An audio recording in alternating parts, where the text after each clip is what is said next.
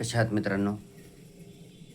यशवंतराव चव्हाण महाराष्ट्र मुक्त विद्यापीठ नाशिक समर 2026 एक्झामिनेशनचं विविध कोर्सेसचं एक्झाम टाईमटेबल विद्यापीठाची ऑफिशियल वेबसाईट ycmu.digitaluniversity.ec वर उपलब्ध करून देण्यात आलेलं आहे.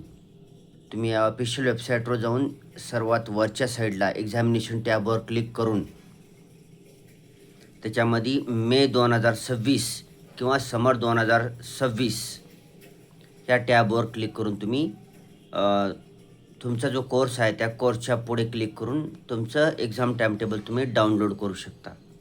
ठीक आहे. सर्वच समर 2026 एक्झामिनेशनचं टाईमटेबल अवेलेबल झालेलं आहे. तसेच तुमच्या हॉल तिकीटवर सुद्धा टाईमटेबल येणार आहे. तुमचं हॉल तिकीट जी जनरेट होईल परीक्षेच्या 7-8 दिवस अगोदर जनरेट व्हायला सुरुवात होईल. घाबरायचं नाही. 1 महिना अगोदर काही जनरेट होणार नाही.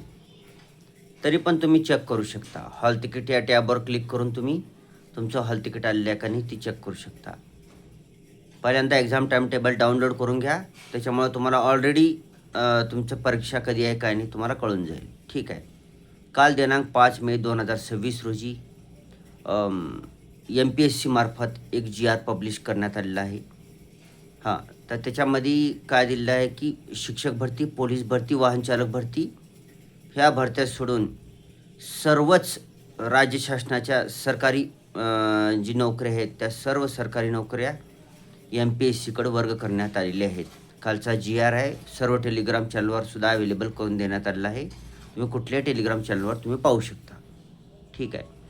आता ह्याच्यामध्ये फायदा पण आहे आणि तोटा पण आहे. तोटा असं की MPSCकडे कर्मचाऱ्याची कमतरता खूप कमी आहेत. कर्मचारी कमतरता खूप जास्त आहे. त्याच्यामुळं MPSCला मनुष्यबळ अवेलेबल करून द्यावं लागेल सरकारला. पैसेसुद्धा अवेलेबल करून द्यावे लागतील एवढ्या लोकांची परीक्षा घेणं. आणि ती आता सगळं ही दिलेलं आहे. वर्ग करण्यात आलेला दिलेलं आहे. सेवांची नावं दिली आहे. त्या सेवामध्ये कोणकोणत्या नोकऱ्या येतात हे पण दिलेलं आहे. फक्त आता ती कधी त्याची ॲडव्हर्टाईज येईल, जाहिरात येईल हे आणखी देण्यात आलेलं नाही. कारण गट बचं जे कंबाईंड ग्रुप बी एक्झामिनेशनचं ऑनलाईन ॲप्लिकेशन फॉर्म 2026 एक्झामिनेशनचं pre examination online application form सध्या भरणं चालू आहे. तर ह्याच्यात तर काही आलेलं नाही. ठीक आहे. मग आता जी सर्व सेवा ज्या त्या डिपार्टमेंटच्या सेवा आपल्या इकडे वर्ग केल्या आहेत MPSCकडे त्यांचं सिलेबससुद्धा देण्यात आलेलं नाही. ठीक आहे. मग ते सिलेबस कधी देणार का? 15 दिवसामध्ये जाहीर करून सिलेबस महिन्याभरामध्ये परीक्षा घेणार का? विद्यार्थ्यांची वाट लावणार का? सिलेबस दिलं पाहिजे ना. ज्यावेळेस तुम्ही MPSCकडे वर्ग करता एखादी कोर्स तर त्याची प्रत्येक कोर्सची सिलेबस येतं, सर्वच येतं त्याचं. ठीक आहे. तर लवकरात लवकर जाहीर करावं MPSCनं, सरकारनंही जाहीर करावं, MPSCला आदेश द्यावेत जेणेकरून विद्यार्थ्यांना तयारी करण्यासाठी वेळ भेटेल. ठीक आहे.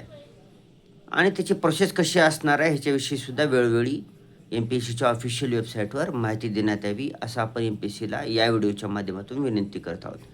ही एक चांगला निर्णय पण आहे. कारण IBPS आणि TCS या कंपन्यांना जी वाट लावलेली आहे सरकारी एक्झामिनेशनची आणि जी पत्रिकेचा फालतू दर्जा दाखवलेला आहे IBPS आणि TCS वाल्यांनी त्याच्यापेक्षा तर चांगली परीक्षा MPSC मार्फत घेण्यात येईल अशी आपण अपेक्षा बाळगू. आणि वेगानं भरती करण्यात यावी.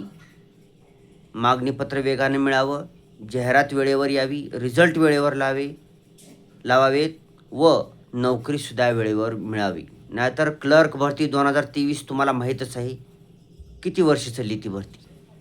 आणि हे अपॉइंटमेंट मिळाले का नाही मला माहीत नाही. तुम्हाला कोणाला अपॉइंटमेंट मिळाले असेल तर व्हिडिओच्या कमेंट बॉक्समध्ये कमेंट करून सांगा.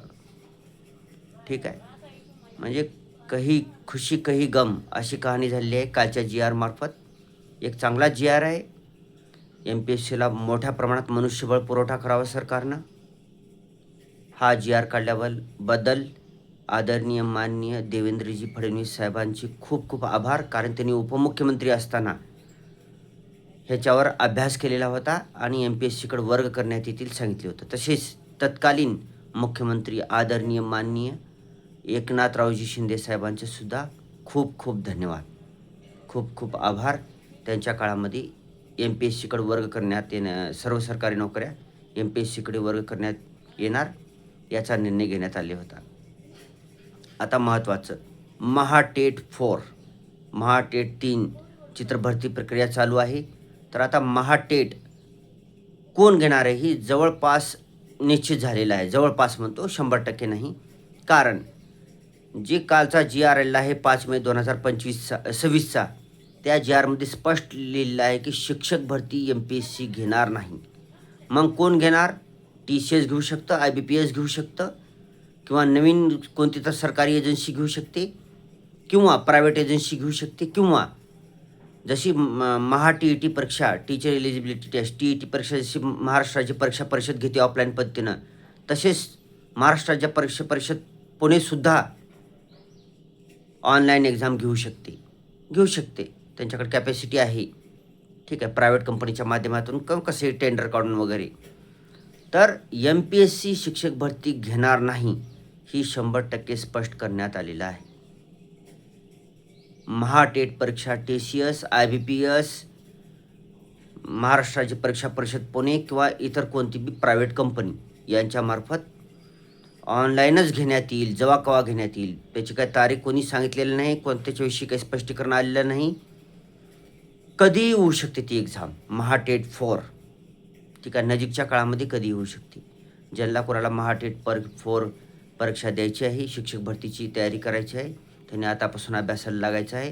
कारण MPSC तर घेणार नाही, त्याच्यामुळं पूर्व मुख्य असं काहीही होणार नाही. एकच परीक्षा होईल, कोणती काही एजन्सी घेणार, आणि तेच असेल. जोपर्यंत 2017चा GR बदलण्यात येणार नाही तोपर्यंत मराठी, इंग्रजी, सामान्य ज्ञान, बुद्धिमत्ता चाचणी आणि गणित असे हे 4-5च घटकावर प्रश्न येतील. जसे गेल्या 2022-23च्या एक्झाममध्ये आले होते आणि 25च्या एक्झाममध्ये आले होते.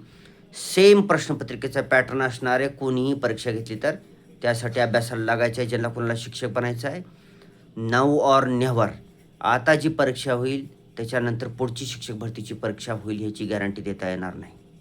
ठीक आहे, आता पुढची महाटेट 4 होईल, त्याच्यानंतर महाटेट 5 होईल का नाही ह्याचा पता नाही.